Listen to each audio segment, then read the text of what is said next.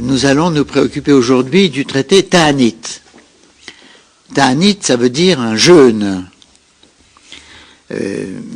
C'est un traité de taille moyenne, plutôt court, il comprend 4 chapitres, et dans le Talmud Babli, il comporte 31 pages, ce qui est plutôt court. Je le présenterai comme j'ai pris maintenant l'habitude de présenter tous les traités, c'est-à-dire je ferai un résumé du contenu du traité dans une première partie, puis je commenterai la première Mishnah, et enfin je donnerai un aperçu sur la suite du traité après cette première Mishnah. Alors un traité du Talmud qui s'appelle jeûne, on s'attend à ce que ça parle des jeûnes qui nous sont familiers, nous autres juifs du XXIe siècle, c'est-à-dire les jeûnes qui sont liés à la destruction du temple, à savoir le 10 Tevet, le 17 Tammuz et le 9 Av. Eh bien, une fois de plus, on est étonné, c'est pas du tout de cela qu'est fait l'essentiel de ce traité. Il est question toutefois des jeûnes que je viens d'évoquer, mais tout à fait à la fin et de façon très brève. Ce dont il va être question, c'est de jeûnes qui n'existent plus aujourd'hui et qui d'ailleurs ont à peu près disparu après la destruction du temple en 70 après l'ère chrétienne. Ce qui est curieux, c'est que la Mishnah a été rédigée 50 ans après la destruction du temple, au moins, et pourtant, c'est toujours de ce qui se passait au temps du temple qu'il est question à titre principal, l'idée étant chez les fondateurs du judaïsme postérieur à la destruction du temple, qu'on doit continuer à étudier ce qui se passait au temps du temple comme s'il était toujours debout. L'étude remplaçant la pratique telle qu'on pouvait l'exécuter. Alors, puisqu'il n'est pas question, à titre principal, des jeûnes que nous pratiquons aujourd'hui, de quoi est-il question? Eh bien, l'essentiel est consacré dans ce traité aux jeûnes que l'on pratiquait lorsque la pluie venait à manquer sur la terre d'Israël. Et subsidiairement aux autres catastrophes auxquelles les Hébreux installés sur la terre d'Israël étaient exposés. J'énumère très rapidement quelques-unes: la guerre, la peste, les sauterelles, les séismes, les inondations, etc., etc. Le thème central du traité Ta'anit, c'est que tous ces malheurs sont des sanctions, à la limite des punitions. Cela répond à des fautes ou des manquements du peuple. Donc, il faut mettre le peuple en alerte. Attention, vous vous comportez mal et le Seigneur s'en aperçoit et vous amène des épreuves pour vous corriger. C'est dit avec une clarté particulière dans un verset du livre des Nombres, chapitre 10, verset 9, sonnez du chauffard, sonnez de la trompette pour alerter le peuple sur ses fautes. Et d'autre part, et nous y voilà, pour se faire pardonner, pour ramener l'ordre perturbé par ces calamités, il faut jeûner. Et ceci est dit avec une force particulière par le prophète Jérémie, chapitre 5, verset 25. La pluie est considérée par la plupart des peuples comme un phénomène naturel qui n'a aucun rapport avec le comportement des humains. La terre d'Israël a cette singularité tout à fait extraordinaire que c'est un désert lorsque les hommes s'y comportent mal et un jardin lorsque les hommes s'y comportent bien. Que veut dire bien ou mal se comporter? C'est le comportement moral, évidemment, la façon dont les hommes se préoccupent de l'épanouissement, du bonheur, de la fortune des uns et des autres. Contraste tout à fait saisissant avec l'Égypte, ce qui est dit dans un célèbre verset, Deutéronome, chapitre 11, verset 10 et verset 11. Ki haaretz asher ata bashama le rishta, car le pays vers lequel tu te diriges pour en hériter, lo keretz mitzraim hi, ne ressemble pas au pays d'Égypte, asher yetzatem misham, asher tizra et zaracha, vehikishta, beraglecha, began hayarak. ce pays, il est caractérisé par le fait que tu sèmes ta semence et tu l'irrigues avec ton pied comme un jardin potager. Qu'est-ce que ça veut dire irriguer avec le pied? Il y a plusieurs lectures. Celle que je préfère, c'est celle qui consiste à dire que les crues du Nil sont d'une régularité mathématique tellement parfaite que on sait exactement où est l'eau et on la conduit exactement où on le veut avec son talon. C'est-à-dire que l'on creuse un sillon dans la terre meuble et l'eau suit. Ce qui fait qu'on n'a pas à regarder le ciel. Et c'est précisément le sens du verset qui dit « Au contraire, dans la terre de Canaan où je vous conduis, tout dépend de la pluie. Et il pleuvra si vous le méritez, il ne pleuvra pas si vous déméritez. » Conclusion, quand la pluie ne vient pas au début de l'automne, en Marcheshvan, il faut la demander. Et le procédé standard, c'est 3 jeûnes. La formule hébraïque bien connue, c'est Sheni v'chamishi Sheni. Ça veut dire lundi, jeudi et lundi. Alors, cette série de jeûnes est reproduite un certain nombre de fois si la pluie ne se décide pas à venir. C'est expliqué en détail dans les Gemara, surtout dans les 2 premiers chapitres. Pourquoi lundi et jeudi? Parce que ce sont les jours de marché, c'est le jour où on lit la Torah dans les villes, c'est le jour où il y a le plus de monde. Alors la première fois, ce sont seulement les sages et les notables qui jeûnent. C'est un petit jeûne. Il commence au matin seulement, c'est pas comme Kippour, c'est plutôt comme le 17 Tammuz. C'est-à-dire que c'est seulement du lever au coucher du soleil, comme chez nos amis musulmans au cours du mois de Ramadan. Et par ailleurs, dans la nuit qui précède, ils peuvent manger, ils peuvent voir, ils peuvent prendre des bains, ils peuvent avoir des rapports conjugaux. S'il ne pleut pas, une nouvelle série de 3 jeûnes, où cette fois-ci, tous les adultes jeûnent. Mais c'est encore un petit jeûne, c'est-à-dire qu'il ne dure que la journée. Si après ça, il ne pleut pas, alors on institue de nouveau 3 jeûnes, mais cette fois-ci, c'est des jeûnes de 24 heures. Comme Yom Kippour, comme Tisha B'Av, ils commencent la veille au soir et ils sont beaucoup plus sévères. Si après ça, il ne pleut toujours pas, vous imaginez l'étendue de la sécheresse, ça commence à aller très mal. Alors là, on institue des jeûnes spectaculaires. Cette fois-ci, c'est 7 jours. Lundi, jeudi, lundi, jeudi, lundi, jeudi. C'est 7 fois, mais c'est toujours lundi, jeudi. Les commentateurs disent on a pitié du peuple quand même. C'est pas comme le Ramadan où on jeûne tous les jours. Là, on jeûne seulement 2 fois par semaine. Mais alors ces jours-là sont beaucoup plus sévères. On sort l'armoire des Sifrei Torah dans la rue. On se couvre la tête de cendre. On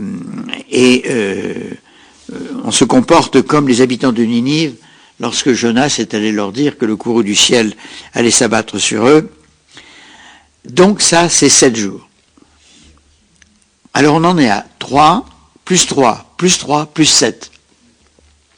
Et après ça, c'est fini, parce qu'on approche de Nissan, et où en Nissan, la pluie n'est pas forcément une bonne chose. Enfin, il en faut quand même un peu. Donc on retombe sur les sages et les notables, qui jeûnent, on diminue les fêtes, on évite les fiançailles et les mariages, on ferme les boutiques, sauf quand c'est nécessaire de les ouvrir pour préparer le Shabbat.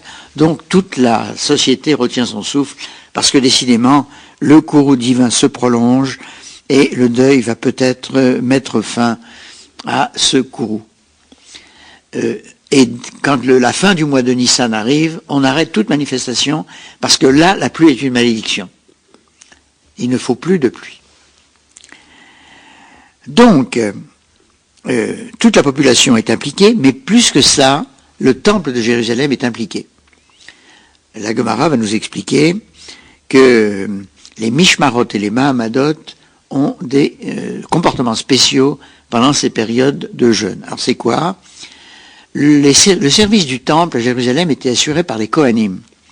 Mais les Kohanim habitaient toute l'année dans l'ensemble du territoire d'Eretz Israël. Ils étaient divisés en 24 équipes qu'on appelle des mishmarot, ça veut dire des gardes. Et ils venaient à Jérusalem 2 fois par an, puisque 2 fois 24, ça fait 48, ça fait à peu près le nombre de semaines de l'année. Et au cours des semaines où ils servaient, ils étaient divisés en 6 parties qui servaient chacune un jour, et le Shabbat, toute la garde servait ensemble. Mais la population au sein duquel ils habitaient le restant de l'année était également impliquée, et c'était un sous-ensemble de cette population dont une partie les accompagnait à Jérusalem et l'autre partie restait sur place, ça s'appelle les Mahamadot. Donc le temple de Jérusalem était continuellement servi par l'ensemble du territoire avec une rotation qui faisait qu'une partie du territoire, une demi-tribu, puisque 24 c'est 2 fois 12, une demi-tribu était de service au temple. Le seul qui était de service de temple toute l'année, c'était le Kohen Gadol. Lui, il intervenait à chaque occasion qui lui plaisait. Eh bien, tous ces gens-là étaient profondément associés au cérémonial des deuils en cas de pluie et, plus généralement, de cataclysme. Vous voyez donc que c'est une belle illustration de ce qui est dit dans le Deutéronome, la prospérité du pays qui dépend de la pluie et qui dépend des autres menaces que j'ai évoquées, est une affaire de morale. Le peuple juif et la terre d'Israël ont cette particularité que la nature et la morale sont profondément liées.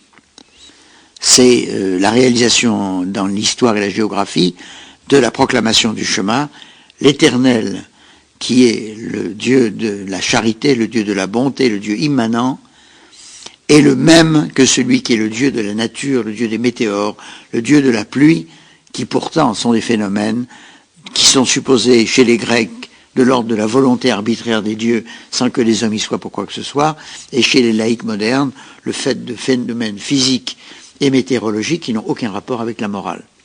Les Juifs croient qu'il n'y a qu'un Dieu, qui est le Dieu de la morale, le Dieu de la nature, c'est le même, et les Juifs ont le privilège douloureux de subir des cataclysmes naturels lorsqu'ils se comportent mal. C'est la philosophie qui est sous-jacente à tout le traité ta'anite. Voilà le résumé du contenu de ce traité. J'en viens maintenant à la deuxième partie, la première Mishnah. La première Mishnah est relative à 2 petits bouts de prière que l'on fait selon les saisons dans la prière encore aujourd'hui. Il y a une mention de la pluie qui est Mashiv Ruach Umori Hashem, que l'on dit dans le début de la prière. Tu fais souffler le vent et tu fais tomber la pluie. Et puis il y en a une deuxième, Veten Talumatar, où on demande à Dieu de nous donner la pluie et la rosée. Directement dans l'ordre inverse, la rosée et la pluie. Et la question qui est posée par la première Mishnah, c'est quand est-ce qu'on dit ça? Je lis la Mishnah, mais Ematai, Maskirim, Gevurot, Geshamim. Quand rappelle-t-on la puissance des pluies? Je reviendrai sur ce mot de puissance. Pourquoi on ne dit pas simplement les pluies? Pourquoi puissance des pluies? Alors je lis la suite en français. Rabbi Eliezer dit à partir du premier jour de la fête de Sukkot. Rabbi Yoshua dit à partir du dernier jour de la fête de Sukkot. Rabbi Yoshua répond à Rabbi Eliezer, les pluies n'étant qu'un signe de mécontentement divin pendant la fête, pourquoi en ferait-on mention? Et Rabbi Eliezer répond, je n'ai pas prétendu qu'il fallait demander la pluie, mais seulement d'affirmer que Dieu fait souffler le vent et tomber la pluie en temps opportun. Et Rabbi Yoshua réplique, s'il en est ainsi, il faudrait le rappeler toujours. Voilà une amusante controverse. Quel est le problème? C'est que la pluie est une bonne et une mauvaise chose. La pluie, elle fait pousser les récoltes, elle nourrit la terre, elle apporte la prospérité. Mais, à Sukkot, quand il pleut, on ne peut pas rester dans la soukha. Donc, on ne peut pas observer la mitzvah. Mais comme on sait par un autre enseignement que Dieu juge des pluies qu'il va donner à toute la nature, toute l'année qui vient, à la fête de Sukkot, on montre qu'on le sait. Donc, on rappelle que Dieu a cette puissance de nous délivrer la pluie. D'où la controverse entre Rabbi Yoshua et Rabbi Eliezer. Rabbi Eliezer dit, puisqu'il juge à Sukkot, dès le début de Sukkot, on va rappeler la pluie. Et Rabbi Yoshua lui répond, si on parle de la pluie à Dieu, il va nous l'envoyer. Mais non, dit-il, c'est pas pour la demander, qu'on la mentionne, c'est simplement pour montrer que l'on sait que Dieu juge à ce moment-là. En réalité, la halakha n'est ni comme Rabbi Eliezer, ni comme Rabbi Yehoshua. Pourquoi ? Parce que on se préoccupe des gens qui sont venus pour la fête de Sukkot, qui est une fête de pèlerinage où en principe tous les Juifs doivent venir, qui sont venus à Jérusalem et qui retournent chez eux. Mais chez eux, ça peut être très loin. Et en particulier, il y avait, au moment où la Gemara a été rédigée, c'est peu de le dire, beaucoup de Juifs qui habitaient en Mésopotamie. Donc, ils étaient venus pour la fête de Sukkot. Le dernier jour de Sukkot, ils repartaient chez eux. Et on voulait les mettre à l'abri des averses qui risquaient de leur entraver le voyage lorsqu'ils retourneraient chez eux. Et une évaluation a conduit à l'idée que si on se contentait de demander la pluie sous la forme talumatar, le 7 Rejvan, c'est-à-dire une quinzaine de jours après la fin de la fête de Sukkot, ils auraient eu le temps de rentrer chez eux. Eh bien, c'est toujours à partir du 7 Rejvan que l'on réclame la pluie en Eretz Israël aujourd'hui. Mais, en Gola, on n'a pas les problèmes de pluie dans la terre de Canaan. Donc, on réclame la pluie beaucoup plus tard. Et chose curieuse, je n'en connais pas la raison exacte, ce n'est pas fait d'après le calendrier lunaire hébraïque, c'est fait d'après le calendrier solaire. Donc, on réclame la pluie le 5 décembre, ou quelquefois le 4.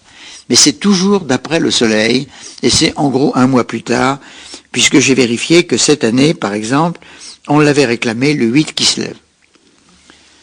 Voilà donc l'étrange relation des Juifs avec la pluie. On la signale, on la réclame, on en rend hommage à Dieu.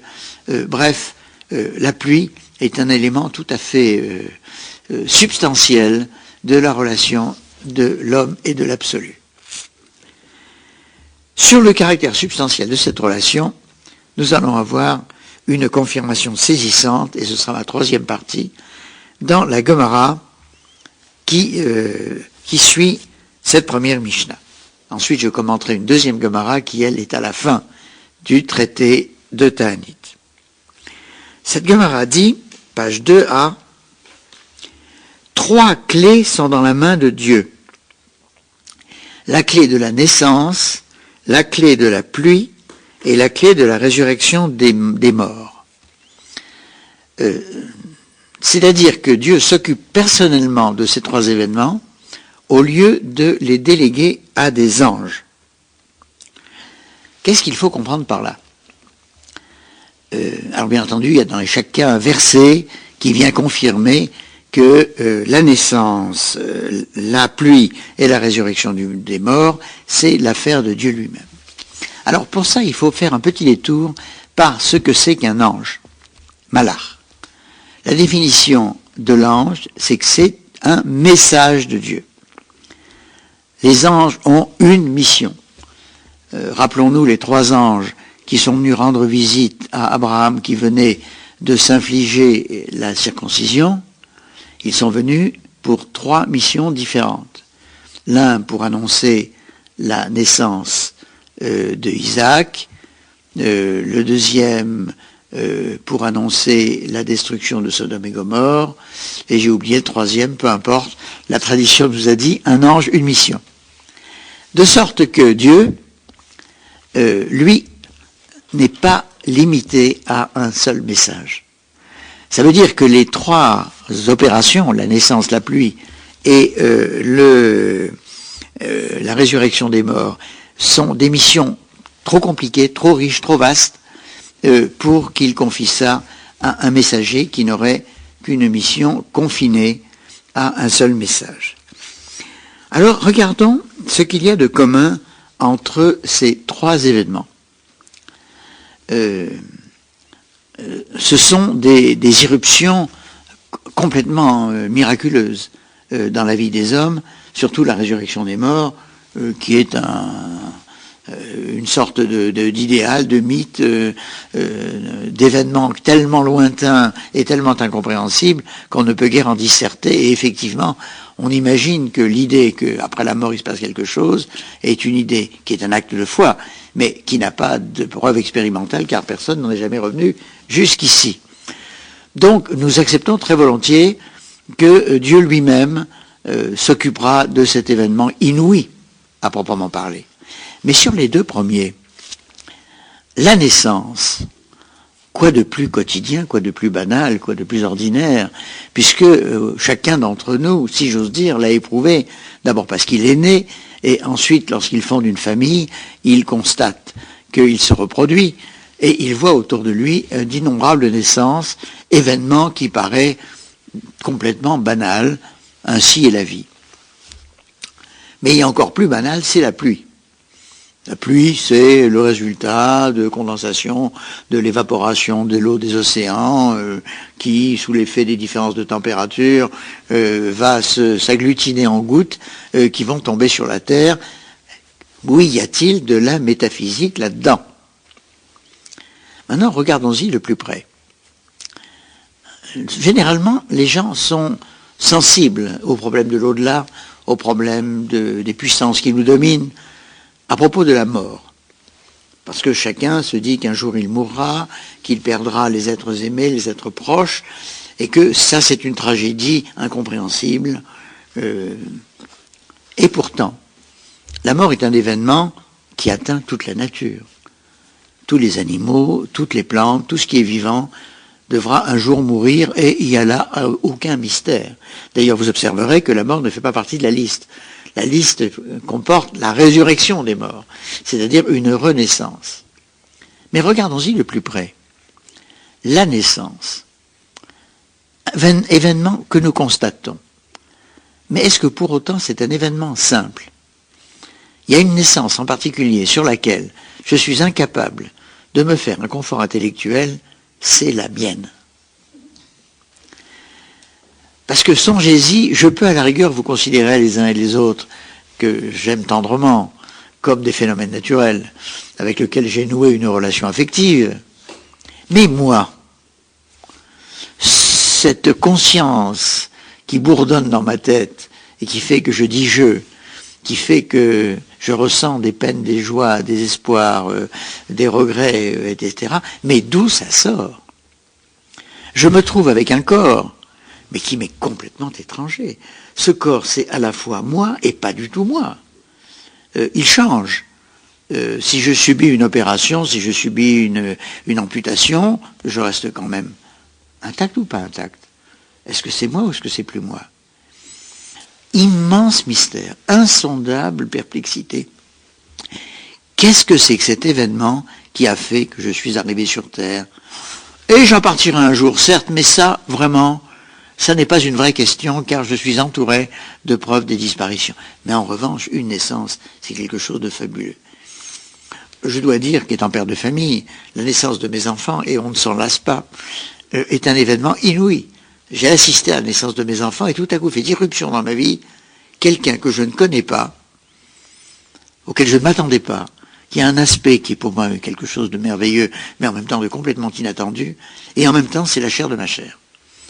Mais qu'est-ce que c'est que ce truc? On peut imaginer la raison pour laquelle le texte du Talmud attribue ça à Dieu lui-même, parce qu'il prend un risque inouï. Il a créé Adam et Ève, il a suscité la naissance de toutes les générations successives, et il se passe des tas de trucs. Est-ce que ce seront des justes? Est-ce qu'ils obéiront à sa volonté? Est-ce qu'ils l'aideront à construire le monde? Ou est-ce qu'au contraire, ce seront des mécréants qui vont faire en sorte que le monde ne progressera pas comme ils le souhaitent? Ce qui nous conduit à la pluie. Alors maintenant, pourquoi associe-t-on la pluie à la puissance divine? Gevurat Hashem, ou Gevurot Hashem, la puissance. Alors je vous rappelle qu'il est dit dans les Pirkei Avot, Mizehu Gibor, qui est puissant? Et la réponse est Hakovesh et Yitzro, celui qui se domine lui-même, celui qui domine son instinct. Or c'est quoi l'instinct de Dieu? L'instinct de Dieu, c'est la justice. C'est-à-dire qu'il punit les coupables, récompense les méritants dans ce monde-ci ou dans le monde à venir, mais son yetzer, c'est d'être juste. Or, le propre de la pluie, c'est qu'elle tombe sur tout le monde. Quand il y a deux terrains l'un à côté de l'autre, l'un qui appartient à un juste, l'autre qui appartient à un mécréant, quand la pluie tombe, elle tombe sur les deux. Ce qui fait que Dieu doit réprimer l'instinct qui le pousserait à n'arroser que le champ de celui qui le mérite. Il doit le réprimer pour accorder de la bonté, pour accorder sa bénédiction sous forme de pluie à celui qui ne la mériterait pas. Donc la pluie est une manifestation de cette puissance particulière de Dieu qui est son renoncement à la stricte justice qui l'amènerait à être sévère avec ceux qui ne méritent pas sa bonté. Eh bien, il leur donne de la bonté quand même. Vous voyez l'insistance redoublée avec laquelle la Gemara affirme que la pluie est un phénomène métaphysique, alors que nous autres rationalistes modernes aurions tendance à le considérer comme un phénomène purement naturel. C'est une fois de plus, comme toujours au début d'un traité, un concentré de la philosophie du traité Ta'anit qui dit le jeûne est un moyen de communication entre l'homme et Dieu, de même que la pluie est un moyen de communication entre Dieu et l'homme. Alors maintenant, je vais conclure sur une page célébrissime que j'ai déjà eu l'occasion de citer dans ce cours. C'est la fin du traité Ta'anit et qui dit la chose suivante. Rabbi Shimon ben Gamliel a dit « Il n'y a pas eu de plus grande fête en Israël que le jour du 15 Av et le jour de Yom Kippour. » Ciel. Nous apprenons que Yom Kippour était la plus grande fête qui soit en Israël. Et pourquoi ? Je lis la suite du texte. En ces jours, les filles de Jérusalem sortaient en vêtements blancs, empruntés pour que ne soient pas gênées celles qui n'en possédaient pas. Tous ces vêtements nécessitaient un trempage rituel. Les filles de Jérusalem sortaient et dansaient dans les vignobles, et que disaient-elles ? Jeunes gens, levez les yeux et voyez celle que vous allez choisir. Ne regardez pas la beauté, regardez la famille. Et il citait Eshet Rahil, à la fin du livre des Proverbes, Sheker Achen vehevel yofi, mensonge que la beauté, vanité que la grâce. La femme craignant Dieu, voilà celle qu'il faut vanter. Donc, et Yom Kippour, ce jour qui est le grand pardon, que notre environnement chrétien considère comme l'homologue de la Toussaint, c'est-à-dire le temps de la tristesse automnale, le temps d'entrer dans l'hiver, le texte de Ta'anit nous apprend que c'était l'un des 2 jours les plus joyeux de l'année. Alors l'autre, c'est le 15 Av. Là, le texte explique pourquoi, parce que le 15 Av, il s'est passé différentes choses. C'est dans ce jour-là que les mariages ont été permis entre tribus, alors que jusque-là, ils avaient été restreints. C'est le 15 Av que la mort des hommes de 60 ans dans le désert s'est arrêtée.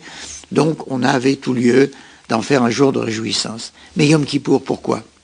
Eh bien, réponse, parce que Yom Kippour est le jour du pardon. C'est le jour où Dieu ramène ses brebis égarées dans son sein, dans ses bras et dans son affection. Et à ce titre-là, il y a tout lieu de s'en réjouir.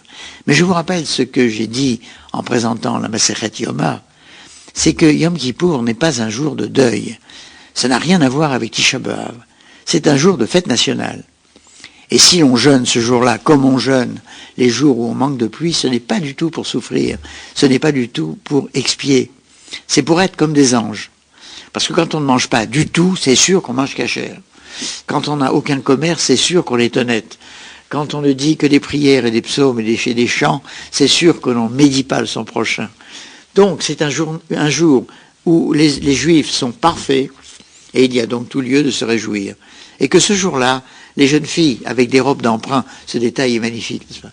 C'est que le Talmud dit avec beaucoup de gentillesse et de galanterie, toutes les femmes sont belles, c'est une question d'argent.